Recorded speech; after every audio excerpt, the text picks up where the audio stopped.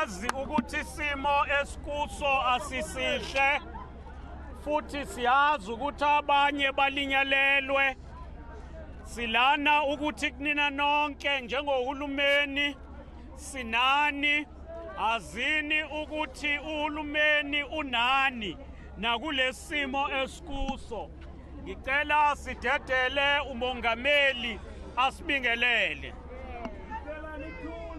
Sanibonani. Ngizawucela nje ukuthi sithule kancane. Sithi ayibamba umthetho. Ihlale phansi. Ayibamba umthetho ihlale phansi noma nimile nje. Siyajabula ukuba lapha phakathi kwenu. Noma into esiletha la ingajabulisi nakancane. Ngoba isimo sibi kakhulu. Wonke umuntu uyazibonela naye. Manje ngihamba no premier wethu, undunankulu wethu la, naboma minister wethu bakhona lapha, nomama Dlamini Zuma wayekhona ilanga lonke ehamba nathi, nama MEC asebenzisana nondunankulu no mayor wethu nangu omnyama ufana nami. So sithe masifike la sizobona ukuthi into ehlele iKZN injani na. Ngivele ngathi nami mangisuke le eGauteng ngize la ngizozibonela. Sifike ekseni siloku sihamba endaweni eziningi sibuka yonke lo monakalo oyenziwe imvula. Sibe nemvula enkulu kakhulu edlula imvula esike sayibona eminyakeni edlulile. So siloku sihamba ke sibona abantu abalahlekelwe imindeni yabo. Siphuma kwenye indlu kwenye indawo manje sibone umndeni osele la kushone abantu abayi-10 ngesikhathi esodwa. Indlu yabo ivele yabhidlika ebusuku, base bathathwa amanzi nomfula boyi-10 babo. Sekutholakale abayi-4 kusasele abayi-6. So sinala lobo bunzima bokuthi labo abathathwe amanzi bathathwe umfula fanele ukuthi batholwe. Obunye ubunzima la uhulumeni abhekene nabo lapho sizonceda abantu bakithi ngabo ukuthi bathole indawo yokulala. Labo abalahlekelwe izindlu sesizwile ukuthi lapha kunamhlamba abantu abawu-60 abasebekwe lapha esikolweni isikhashana nje. Abantu bafanele ukuthi bathole ukudla, bathole izingubo, bathole futhi namanzi.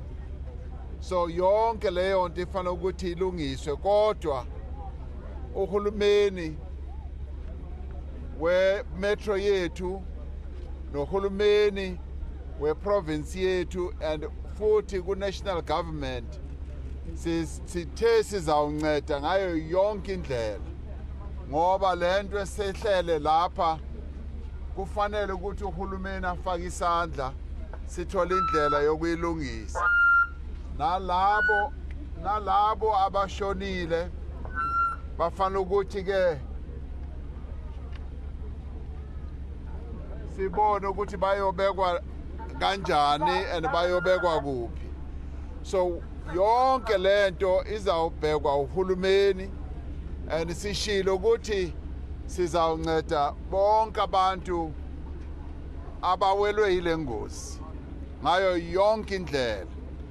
Futhi sibonga ukuthi amakhansela wethu bakhona kuleyo ndawo lapho kumoshake khona bayasinceda, naye umama ukhona Tolanga isibongo umama uMhlongo ukhansela wethu wakule ndawo. So zonke izandla zethu from national to provincial ku metro nakuma khansela bona self bayayingena le ndaba, and at national level i-interministerial committee yethu ye-disaster iyahlangana. Upremier wethu izolo ebusuku ube ne-executive council yakhe bahlangana babhekisana ukuthi lesimo sisenza kanjani na. So ekunye sengikhulume nominister we-finance ngithe kuye kuzawufuneka imali ukuthi ibe khona ngoba le disaster esibhekane nayo la inkulu ukudlula ezinye disaster esike sazibona kule province futhi I think ku-South Africa. Kusazoyenza wonke amalungiselelo ukuthi si-declare i-provincial disaster. So yonke lezo gazethi zizawulungiswa. KZN is going to be declared as a provincial area of disaster so that kungene imithetho ezasivumela so that we are able to do things quickly. The bridges have collapsed, the roads have collapsed, people have died, our people are injured. So this is a catastrophe of enormous proportions. And it is for this reason that we have said, one, I should come down, and the ministers are here, and the various ministers who I've also appointed as champions of the district development model will also be working here. And this disaster obviously is part of climate change. It is telling us that climate change is serious, it is here. We no longer can postpone what we need to do, the measures we need to take to deal with climate change. It is here, and our disaster management capability needs to be at a higher level. And so therefore that we are going to process as we go on, but right now we are dealing with the immediate situation of ensuring that those who have lost their loved ones are comforted, they are accommodated, and they are well cared for, and that we should also be able to help them bury their loved ones, but also to find their loved ones, because some of their loved ones were washed away by the water through the river system, and so search is still going on. And obviously we would like to thank our police, our rescue personnel, our disaster personnel here in the province. The Premier and the Mayor gave me a detailed briefing this morning, and I must commend them because they proved to me that they are getting on top of the situation.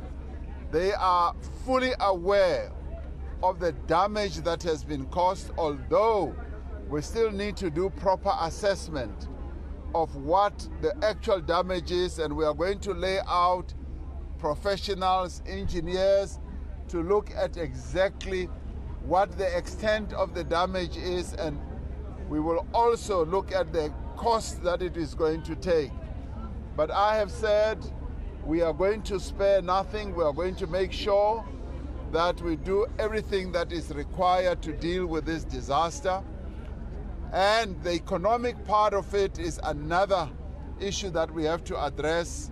The road that takes almost 1,300 trucks a day to the harbor has also been damaged, so we've got to find alternative roads as we embark on the process of repairing that. So we are dealing with a calamity of enormous proportions here, but our government is getting into gear. The Defense Force is also going to be here. We're going to roll out as much support and assistance to our people as we possibly can. And this calls for working together as a government, all departments. And the wonderful thing is that our other provinces have already pledged support and assistance. Various of our provinces want to send assistance of various sorts, personnel, experts, foodstuffs, and all that. So this shows once again that there is solidarity and we are working as a team, all of us as South Africans and also as people of this province. So while this is a disaster, we must hold hands together as South Africans, as people of KZN, and work together and as various structures of our government. So that is exactly what we are going to do. We are going to treat this disaster with the level of seriousness that it requires. So ngiyabonga ukuthi nila nonke ukuthi nuzwe kahle umlayezo wakahulumeni ukuthi sizawunceda abantu labo abayehlelwe yile ngozi ngendlela zonke sizokwazi ukuthi sikwazi ukusebenza ngazo. So ngibonge kakhulu sizohamba manje siyobona abanye siloku sihamba yonke indawo. Ngiyazi ke ukuthi ngesimo esinje kunembuzo eminingi, isikhathi sokuthi siphendule imibuzo yabantu abaningi asinaso okwamanje, kodwa okhansela bethu bakhona. And okunye, the other important thing is that our mayor and the councillors, including the various including the various MECs, are being deployed throughout the province. 10 of our districts have been affected, so they are going to be out there dealing with the problems, and we beg for your patience, your understanding, because our people are being pulled in all directions, but we are going to deal with this disaster. That is partly why I came down to see for myself and to know exactly what resources we need to release to deal with this. So ngiyabonga kakhulu, sisayobona abanye kweminye imindeni abayehlelwe yile ngozi, and thank you very much to everyone for being here. Siyabonga. Mr. President. Mr. President. Hello, President. Just one, Mr. President. What is the official death toll, Mr. President? SABC. How many people have died? Well, it's still being worked on. Initially, we had some 50-something, but it's feared that it could be well over 100 people who have died. But the numbers are still being added up. By the end of the day, we should know. Thank you. Thank you. President.